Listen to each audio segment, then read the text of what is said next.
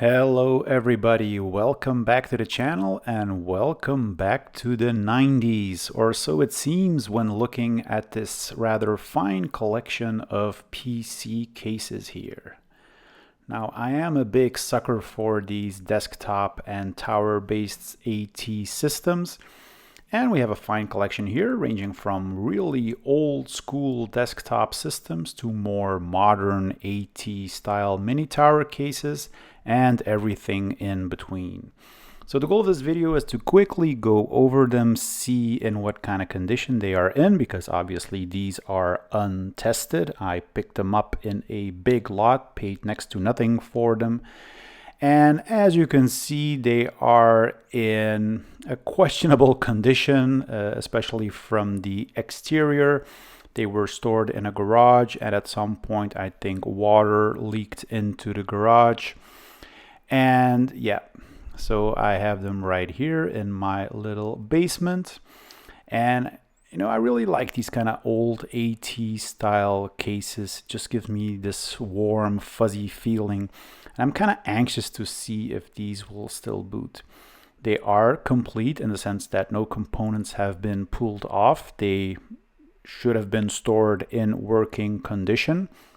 Although I do see a couple of cards missing here in these two desktops. So not really sure what we are going to be seeing, but let's take a look and see how these little machines have stood the test of time.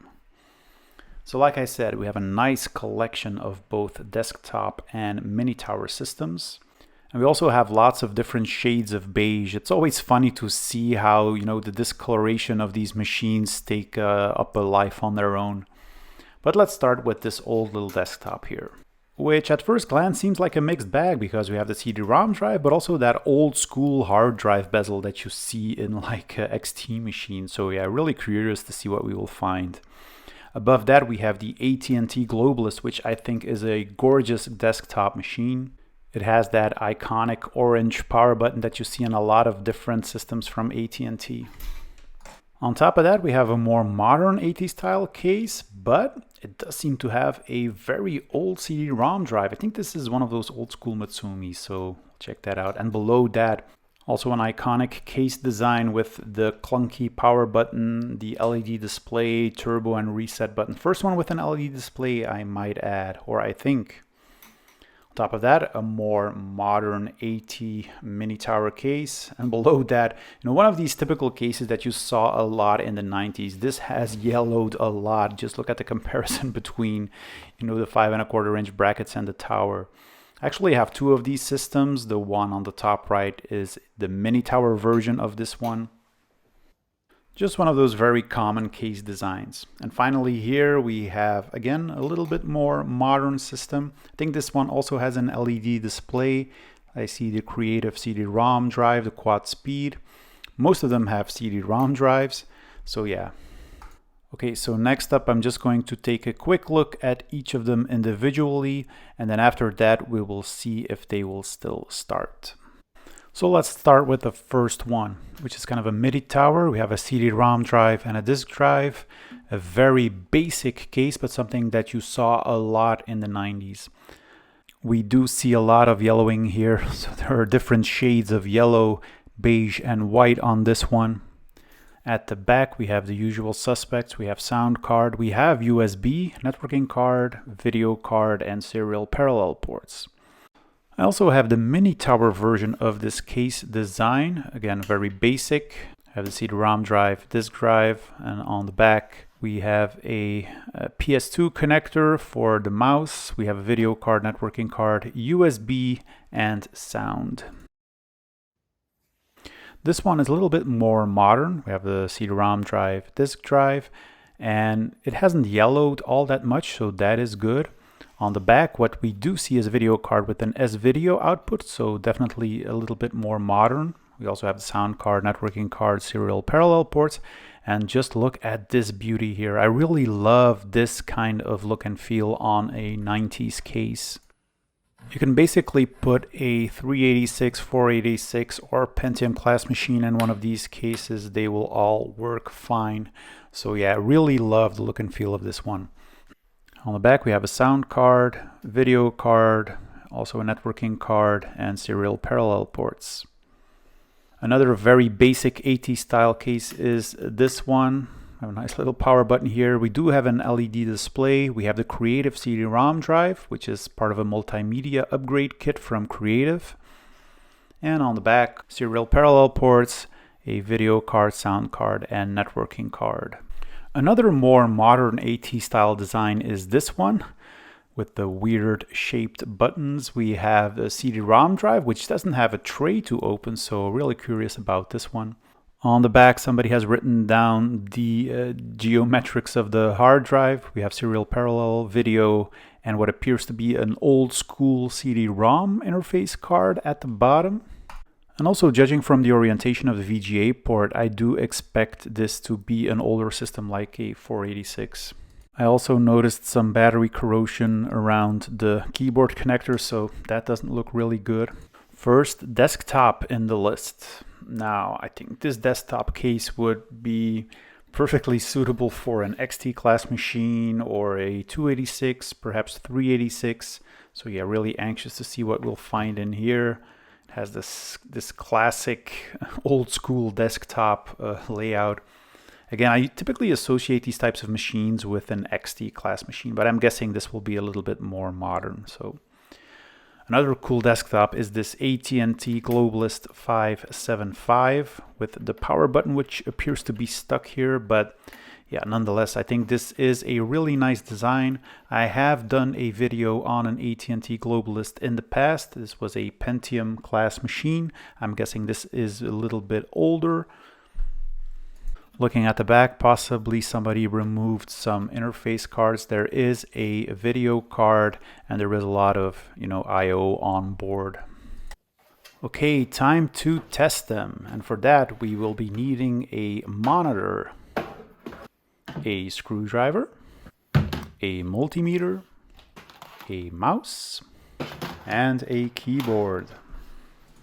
And let me start with this little guy here. There is some work to be done here on the exterior side of the case, but let's look at the inside, which is very clean. 2 hard drives, optical drive, Pentium class machine, I guess. We have the Intel chipset. Let's look at the graphics chip, S3 Verge. No 90s PC can be without an S3 card. We have the Creative Sound Blaster CT2970. I think this is like a value plug-and-play edition from 1996, 1997. Doesn't have the Yamaha OPL chip, but yeah, always nice to see a 16-bit ISA Sound Blaster card. In the networking department, we have the 3Com Etherlink 3 from 1997, also a very popular, well-supported card. And on the CPU front, we have what appears to be an Intel Pentium CPU. Let's remove the cooler here, which is screwed onto this little heatsink. It's always a little bit fiddly to see how we can remove that. Okay, it kind of slides on out like so. And let's take a look. Intel Pentium with MMX technology, 200 megahertz. Also a really popular and good performing CPU from Intel. Always nice to see in a retro socket 7 system like this one. What I do also spot here is the Dallas chip, which I am not really happy with. We also have this, I think this kind of a media bus extension on the PCI slot here, something that was rarely used, never seen an expansion card like that. So let's fire it up and see what it does. We do see the screen lighting up. Intel Pentium 200 MMX, 32 megabytes of RAM, Creative Sound Blaster 16 plug and play, 3Com Etherlink 3, and of course the Dallas chip, which has failed. Now, in some cases, a dead Dallas chip will prevent the computer from booting properly, but this is not the case here. It is booting into Microsoft Windows 98 without any issues. We get a nice space station background, which I think comes from the Microsoft Plus add-on. Seems to have Microsoft Office installed, and all the drivers are present. 3Com, Sound Blaster, and the S3 video card. So yeah, pretty standard socket 7 system, seems to work fine, except of course for the Dallas chip. Next up we have this little guy here. Also like look and feel of this case. It's a little bit more modern, but hasn't yellowed all that much. Exterior is not ideal, but let's take a look inside. Again, really clean. Let's start with the graphics card. And here we have the Trident 3D Image 9750 card from Trident, which is kind of a wannabe 3D accelerator, I think. In the sound department, we don't have the Sound Blaster from Creative, but we have one with an Opti chipset, which is kind of a Sound Blaster 16 clone. Really cheap sound cards. 3Com Etherlink 3. Networking cards are really underestimated in retro PCs. I highly recommend everybody installing them. But let's look at the CPU, which is an AMD.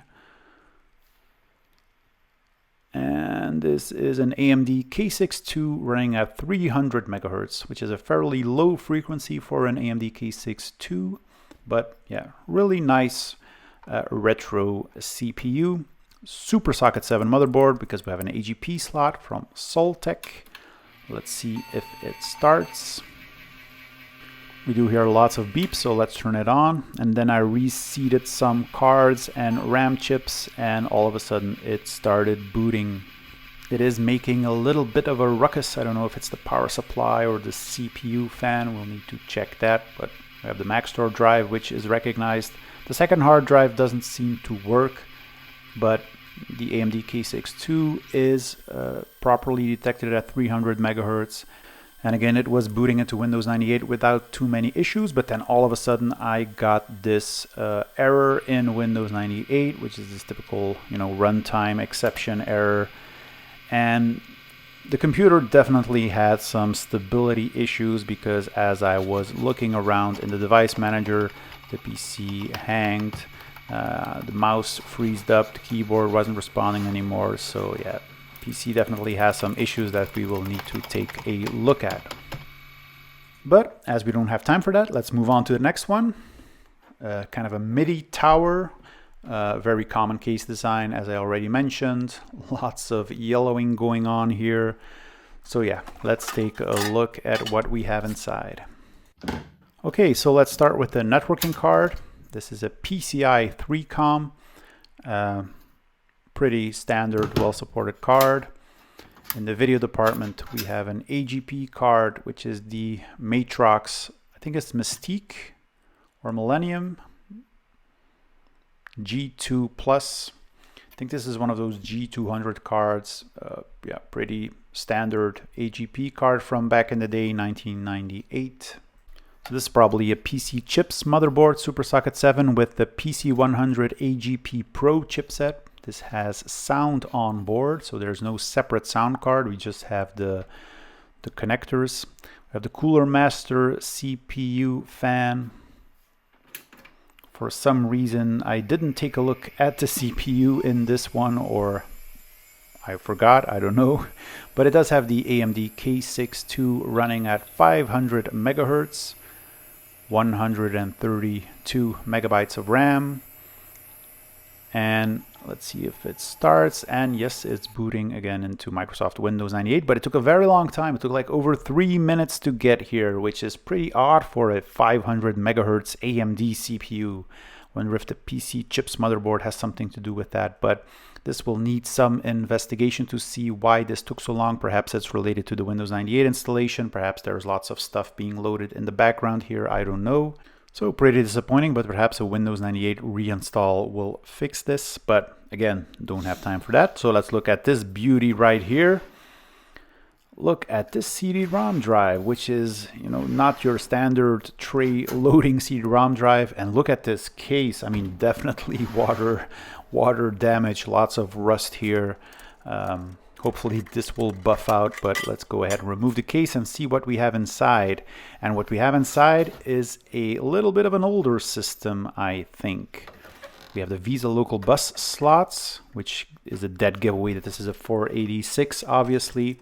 So let's see if we can remove the CPU here, which doesn't have a CPU cooler. It does have a little heatsink on it.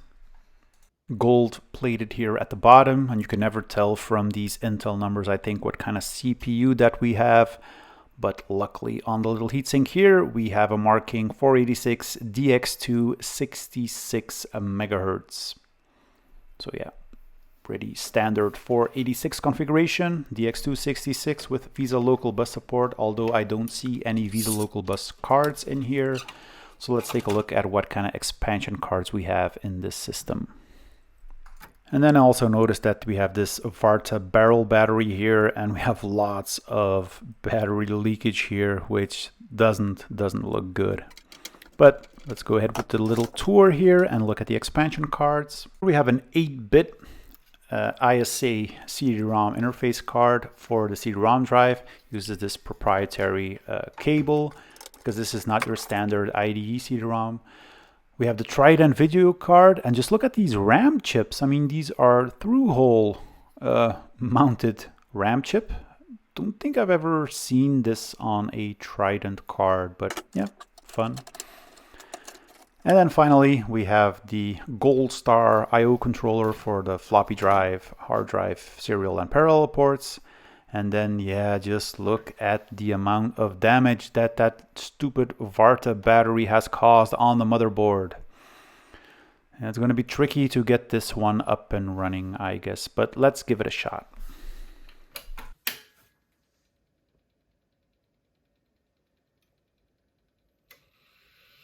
And after what feels like an eternity, the machine does start to power up, but no beeps, no video output, which is a bit of a shame.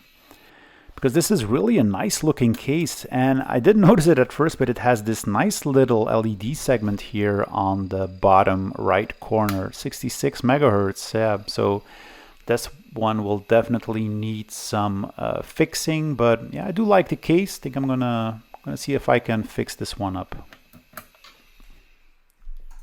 But not today, as it's already time for the next one. So this is the mini tower version of the midi tower that we saw before. The exterior of the case is in pretty good shape. So let's open this one up and see what we have inside. Removing the CPU cooler reveals another AMD CPU. Sometimes these can be tricky to get out of the socket. So let's carefully wiggle it around a little bit. And we see nothing because the cooling paste of the CPU needs to be removed first. So let's get an alcohol wipe here. And what we have is an AMD K6-2 running at 533 megahertz from 1998. Let's look at the video card. And this is a Hercules computer technology card from 1998, the Hercules Terminator Beast. I think this one has a louder bark than its bite, but I love the Hercules logo on the back of this card.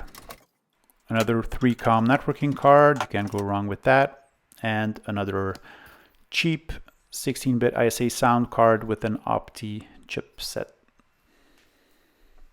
So let's check if this one will boot.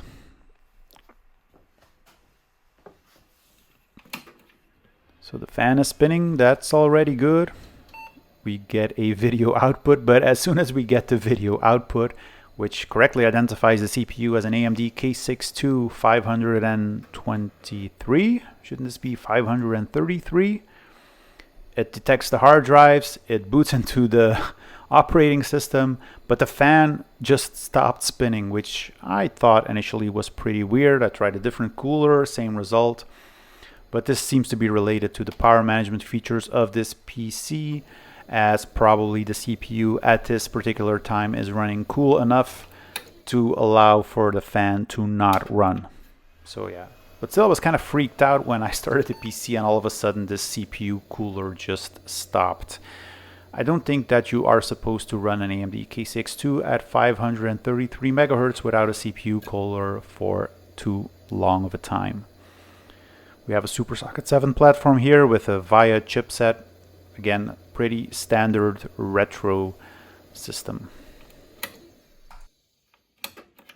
And after we got some heat into the system, I noticed that the CPU fan was continuously spinning, so it didn't stop anymore. So I think as soon as the CPU reaches a certain threshold, which is configurable in the BIOS, the CPU fan will just keep on spinning. So we have two Samsung hard drives here. I think these are 10 GB each. And let's load up Microsoft Windows 98. Which took a reasonably amount of time, because I would expect a 500 plus megahertz CPU would be able to boot Windows 98 fairly quickly, but also loading up the desktop, it was very sluggish. I think there are lots of background programs installed here. So yeah, this will definitely need a clean install. Next one, I really love this case design. And I actually have a couple of cases like this, but this one is like super clean. It hardly has any yellowing, and yeah, on the case there are some little bits of rust, but I think we can fix that. But let's open it up and see what we have inside. We definitely have some rust here on the inside as well. So yeah, water damage, like I said earlier. So that will need some cleaning, but it appears to be a standard Pentium based system. No AGP slot, I think. Let's take a look at what kind of CPU that we have here. So yeah, the ceramic Intel Pentium, 166 megahertz. Don't think this is the MMX version, but this is standard 166 megahertz CPU. Which was kind of a sweet spot, I think, in terms of Intel Pentium speeds back in the day. So I think around 1996 or something. Of course, we have an S3 Trio 64 video card. Excellent for MS-DOS compatibility, but not so good for 3D gaming. We have the Creative Sound Blaster, again, plug and play, Value Edition CT2970. And networking card, 16-bit ISA 3-COM Etherlink 3. What a surprise. Again, this one has a Dallas chip, which is a bit of a pain, but this one is mounted in a socket, so this one should be very easy to replace. Let's see if the computer starts.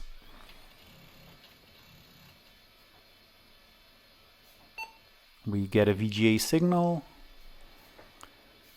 Intel Pentium S at 166 megahertz, 32 megabytes of RAM. It has detected at least one hard drive. Then we get the CMOS battery fails. And it's booting into Windows 98. Now I'm going to speed up this footage a little bit, but it does boot fine into the Windows 98 desktop with this nice aquarium background. Again, I think this comes from Microsoft Plus or something, I don't know. And yeah, it feels pretty snappy. It's definitely faster than the AMD K6-2 500 megahertz that we saw a couple of minutes ago. I think it's because the second hard drive here isn't detected and it fails to load up some software in the beginning. Perhaps that has something to do with it, but yeah. Overall, pretty good experience in Windows 98. Everything is well detected in terms of hardware. We have the sound, the CD-ROM, networking, so yeah, no issues there. On to the first desktop, which is the AT&T Globalist 575 with the orange sticky power button. So let's see what kind of hardware we have inside of this one. So let's take a look at what we have here. I see a couple of IBM branded RAM chips. I see a Trident 16-bit ISA video card, a small CPU, which would suggest a 486, a Western Digital Caviar hard drive. So yeah, could be an ideal, 486 retro system. If it has sufficient memory and sufficient CPU speed, this could be a pretty interesting system. So let's see if it would start, and it doesn't.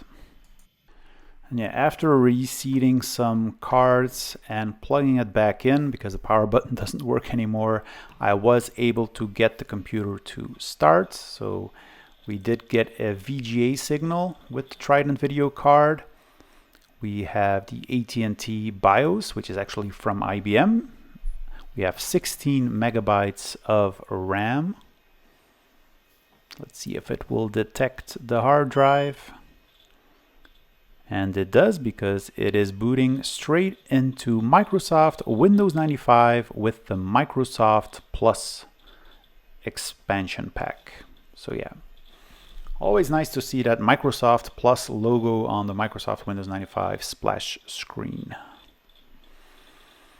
And it boots into Windows 95 fairly quickly. So yeah, I think the 16 megabytes of RAM might have something to do with that. I later found out that this is a DX2 66 megahertz CPU inside the machine. So yeah, kind of borderline to run Microsoft Windows 95 on it, but definitely doable. And a lot of people did it back in the day, including myself, as I upgraded to Windows 95. So now on to the final desktop. Let's see what we have here. So this is a pretty, old school, almost XT style layout, but the CPU in this thing is a little bit more modern. So let's take a look. It's the first time I noticed that there's a 66 engraved here in this gold plating. And at the side of the cooler here, we see that it's an Intel DX2 66. So let's see what kind of graphics card we have in this system. Cirrus Logic 16-bit VGA card. And I guess I was tired at this point because I didn't even bother disconnecting all of the ribbon cables here from this 16-bit ISA hard drive and floppy drive controller, but it's your run-of-the-mill Gold Star I/O controller card. This being a 486 with a barrel battery, there is some leakage here, so that will require some cleanup. I hope that we will be able to still boot this PC because it doesn't seem to be that severe, but the initial attempts weren't really successful.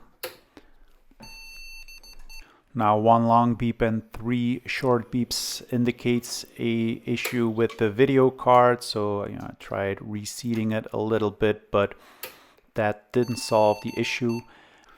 So yeah, I did replace the video card with another 16-bit ISA video card. I think it was a Trident one, and then all of a sudden I did get a picture upon booting the computer, which is a positive thing. So this is identified as a 486 DX2 running at 66 megahertz, 16 megabytes of RAM. But then we got a floppy disk failure, the CMOS checksum error, which was expected. But I wasn't expecting the floppy disk failure, and it also wasn't able to detect the hard drives for some reason. So yeah, I wasn't able to boot this machine. The hard drive does sound pretty good, but I'm guessing it's an issue with the controller card. I didn't have a spare at hand, so yeah, I wasn't able to test this further, but I do think that we will be able to revive this little 486 desktop machine.